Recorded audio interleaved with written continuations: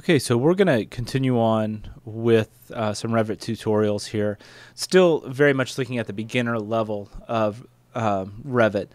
And this is going to start covering the idea of component modeling for custom shapes, including both the generic component type, which is what I like to use, especially for students that are just learning Revit, because they behave in a really predictable kind of way, as well as the custom massing components as well.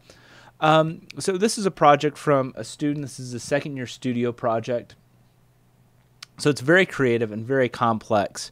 And I'm going to be building this project throughout a series of tutorials, just because it's, well, it's kind of ridiculous. I mean, the shapes are very complex. You can see a lot of potential in the design, and also as a second-year project, you can see where a lot of the gaps are that have an opportunity to evolve through a digital design process. So this is, I've already brought in the backdrop because, again, I don't know the dimensions of this project really well, so I actually want to start building it on top of an image. So I've brought that in and scaled it. I do have a video on scaling background images. Just search for that. It's on YouTube. So I'm not going to do that in this case. I've got the plan oriented the correct way, and I have a couple of images for reference. So you can start to see what this project is getting at in terms of these large arched forms, fairly complex roof shapes, interior spaces. You know, again, there's a lot of things to kind of clean up, how the glass joins, how these columns work, including, you know, some type of structural elements for the columns and beam system to spring off of, the overlapping roof structures. You know, we need to add in some beam systems that run both, you know, a major beam running this way along the roof and a series of minor beams running this way. But you can see it's really interesting and dynamic forms. This is a train station project as well. So, you know, we have some larger exterior areas that we want to expand upon. An earlier study model of what the project was going to be. So you get at this idea of what the potential is and how we can use digital design to start evolving what the design is, eliminating some unnecessary pieces like these beams, trying to make the seating, the windows work a little bit better, the roof system work a little bit better, all of that stuff. But again, for a second-year project, this was a really exciting one. So again, I'm not going to jump straight to doing details. The first job is to start getting the massing of this project coming together correctly. So I'm going to begin just by a real simple set of steps to start massing some of the structure and the roof and the walls together. So this video is going to take us primarily through building the first couple of columns in the structure. And we'll look at a few techniques like reference planes and custom components. So the first thing to note, this background image is only in level 1. If I go to a 3D view, you'll notice I don't see anything. If I go to an elevation view, I don't see anything. So I really need to start building some things on the floor plan for reference. So let's start doing that by building some custom components for these columns. So I'm going to go to Component, Model in Place. And again, while you're learning Revit, the generic models are going to be very helpful for you simply because they behave very predictably. They're going to cut sections correctly. They'll be available in every view. When you get into scheduling, when you get some more advanced work going in Revit, definitely start categorizing things. But again, you know, early on, using the generics is perfectly acceptable. So I'm going to start simply by massing out these columns. So I'm going to do them as 1'6" by 2'6" columns. I want to make sure that the column is square, and I selected an angle that I felt like was close to this original angle in the floor plan. Might not be 100% precise, but again, what I'm going to be doing is working my way through quickly using this as a base template, but I'm going to want to delete it fairly quickly as well. So I'm going to copy that initial base down. I want to make sure I'm moving those columns square, even though it's not going to line up perfectly. If you notice in the background, you'll see I've got a guide that's moving those two pieces perpendicular to each other, and that's because I want this line and this line to definitely be in the same plane because I want to start building upon that. So I'm going to go ahead and accept that. Let's look at it in 3D so I can see my first couple of pieces. And let's go ahead and make those columns about 20 feet tall. So now when I go to my elevation view, I can start having something to work off of. Again, I don't want to bring in drawings for every view. It's just going to get way, way, way too complicated. So I kind of believe in starting simple and working my way through the complexity. It's just like you're doing any sketch or anything else. What you don't want to do is try and design a nut and bolt level detail connection and then lose your way through the bigger picture and not have the bigger picture resolved. So I kind of do the same thing. I get things blocked out, masked out, and then begin adding in detail where it makes sense. So what we're going to do, I've got those two columns, and I'm back all the way back out into my modeling, my sort of global modeling view. We're going to dive back in. I'm going to edit this component, and we're going to begin adding those archways in. So to do that, the first thing I want to do is I'm going to create another extrusion, and I'm going to set my reference plane by picking a plane along this outer edge of those two columns. And if I turn on show, you can see exactly where that reference plane is. Now, one of the things you'll remember from that picture, the glass and the columns run all the way to the ground. Wasn't too wild about that in the final design. I'd really like to build in, this is a train station, so there's going to be a lot of people waiting, a lot of people sitting. I want to build in sort of a bench, and then also that arch as it starts to come around and a column essentially begins turning into a beam. It would be really nice for that to be a little bit more vertical where it starts, so it's not something you're going to knock your head on as you're walking through. So I'm actually going to build that up just a little bit in this zone, and that's going to be one of the first changes that I'm working on. So again, I've got this reference plane, and I can certainly start drawing right here in this reference plane, which is nice. But I would also really like to be able to see that as a square on elevation view. So there's this great little tool right here called Work Plane Viewer. That's going to snap me, no matter where my work plane is. That's going to bring up a specific elevation for the reference plane that I have active. So I'm going to begin using that as a guide. I'm going to come from the drawing up. I'm going to go up about 3 feet. I'm going to go over the length of the column, and then I'm going to come my next line from right here. It's going to come up 18 inches, sort of standard seat height.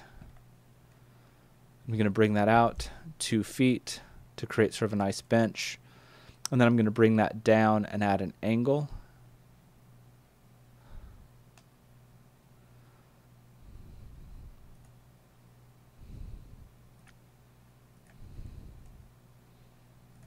Something about like that. Then I'm going to use these lines. I'm going to trim that to that piece to that piece to that, and so you can start to see I've got a little bit of a more complex system built up. I also kind of like this little piece that's arcing back, so I'm going to copy this to right here and trim those pieces together and get a little bit more of an interesting shape coming together in terms of how that's going to meet up with this vault column beam system that springs out of here. So again, I'm going to go ahead and accept that as a starting point. So let's close this work plane viewer, and you can start to see what we have. And I'm just going to go ahead and push this back a little bit, so you can start to see what I'm getting at in terms of a design element. On the other side, the piece remains vertical. There's not as much glazing on that side. So I'm okay with kind of keeping things where they're at right here. So let's go back to a new component. Set. Okay, I've already got that work plane set. That's good.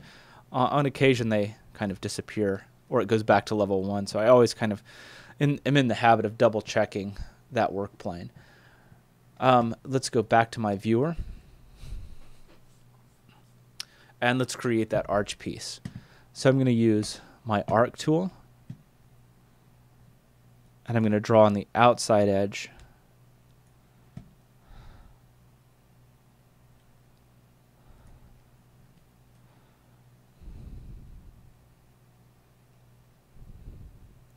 And I'm going to bring this up, maybe not quite all the way up. You know, because I kind of like the idea of it springing out. I'm going to offset that in by 6 inches.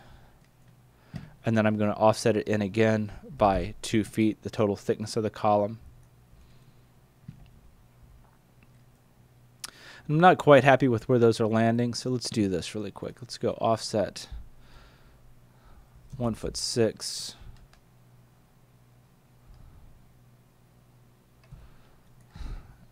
Okay, I'm going to offset 4 inches in, a little bit smaller, and then I'm going to do another offset. Let's hope we can get this beam working in that 1'6" range, especially in terms of just how we're going to mask this out. I'm going to use my Pick Lines tool, select that top edge, and then I'm going to trim those pieces together. Eventually I want to build sort of a metal bracket that holds what we're thinking is probably some type of glue laminated beam that comes up and over the top.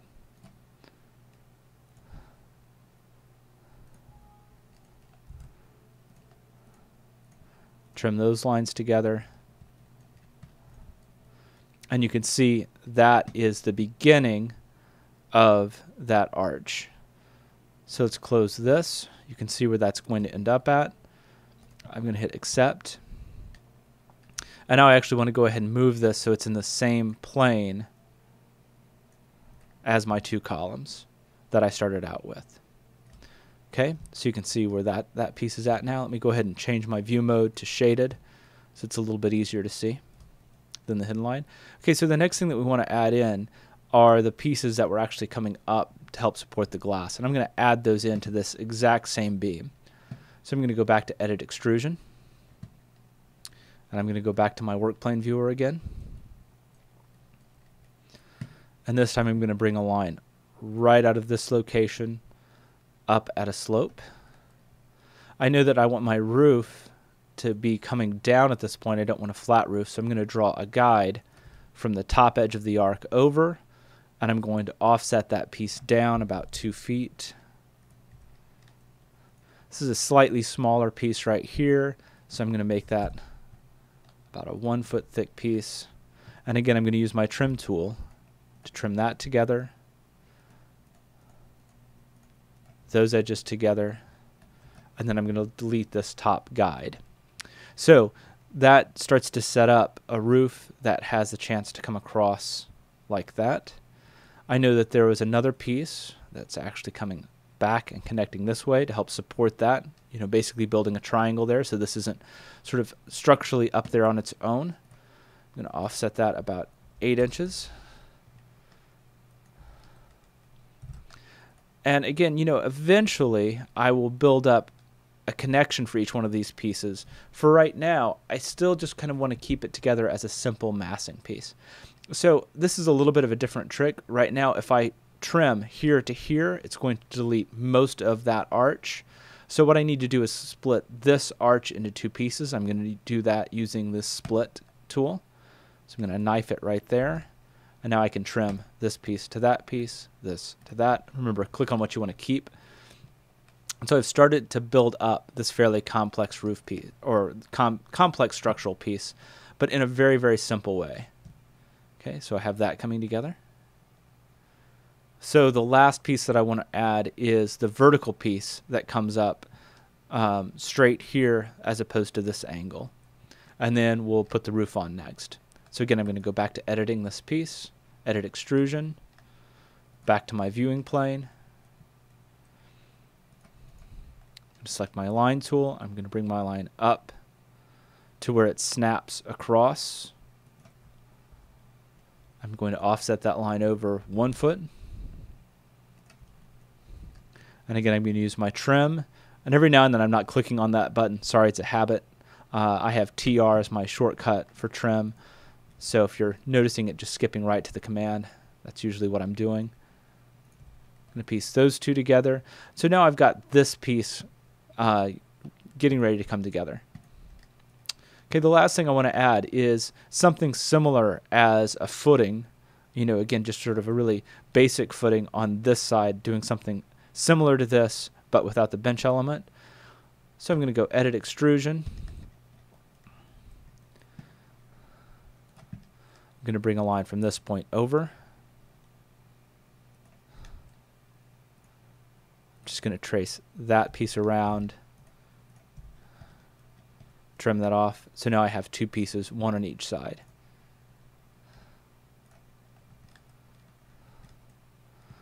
Now I can delete those columns that I used as my initial guide, and I'm beginning to see the massing of this structure. Now again, you know, this has an opportunity to maybe be two beams coming across and tying into this, which would be a slightly smaller piece. The proportions of it aren't quite right, but again, right now what I'm really interested in is the massing. I want to keep it simple. As we move through, we'll come back and re-edit these pieces to give them more additional detail. So let's do one more thing with this. Let's go back to our level 1 view. And I know this set of columns here and here are going to be the exact same pieces. So I'm going to select that group. I'm going to copy it. It's not technically a group, I suppose. It's actually a component that I'm copying. I'm going to locate that corner right there.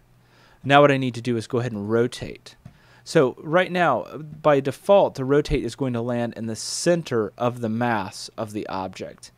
And what I really want to do is rotate about this corner. So to do that, I'm going to go over my rotation center, and you can actually see it highlight as the cursor moves over it. I'm going to left click and drag that to the corner, and I'm going to rotate this edge to right here. And I'm going to do the exact same thing with these pieces. Copy, corner to corner, rotate. This time I'm going to snap roughly perpendicular to here. Not sure that that is completely accurate, but again, I'm going to edit and refine as I go along. It should be close enough. So I'm beginning to get those pieces shaping together. Bring that in just a little bit as a footing, knowing that I'm going to be editing those as I go along. So that's step one. The next thing we're going to do in the next tutorial is begin adding in the roof pieces over the top.